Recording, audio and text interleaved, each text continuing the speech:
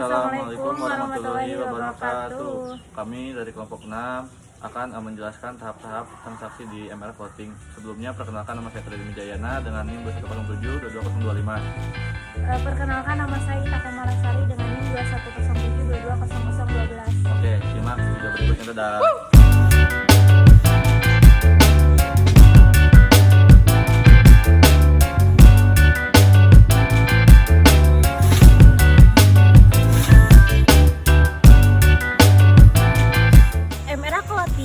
Bergerak dalam beberapa usaha. Yang pertama di bidang manufaktur, yaitu konveksi berbagai jenis pakaian, dan yang kedua di bidang jasa sablon, yaitu menyediakan berbagai macam jenis sablon sesuai dengan pesanan pelanggan.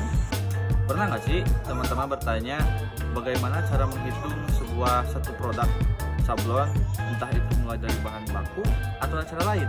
Nah, kita bisa menghitung dengan cara menggunakan sistem akuntansi biaya.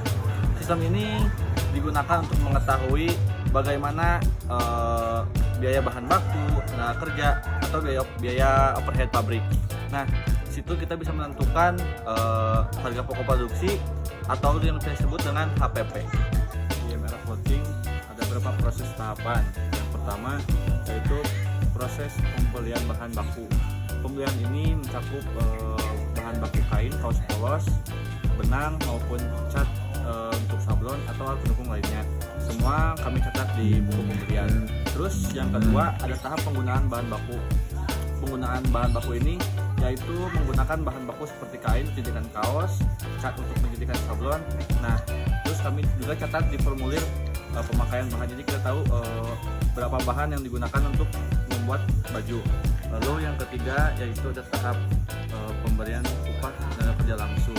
Nah, pemberian tenaga kerja langsung ini biasanya diberikan harian untuk tukang sablon, tukang packing.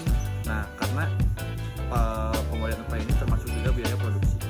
Tahap keempat ada biaya overhead pabrik. Nah, selain biaya bahan baku, biaya tenaga kerja langsung, masih ada biaya lainnya yang masuk ke dalam biaya operasional pabrik. Contohnya sewa gedung, biaya listrik, dan lain-lain. Nah, walaupun itu kecil, itu juga harus dicatat karena akan mempengaruhi total biaya produksi. Tahap kelima, perhitungan harga pokok produk atau bisa disebut sebagai HPP.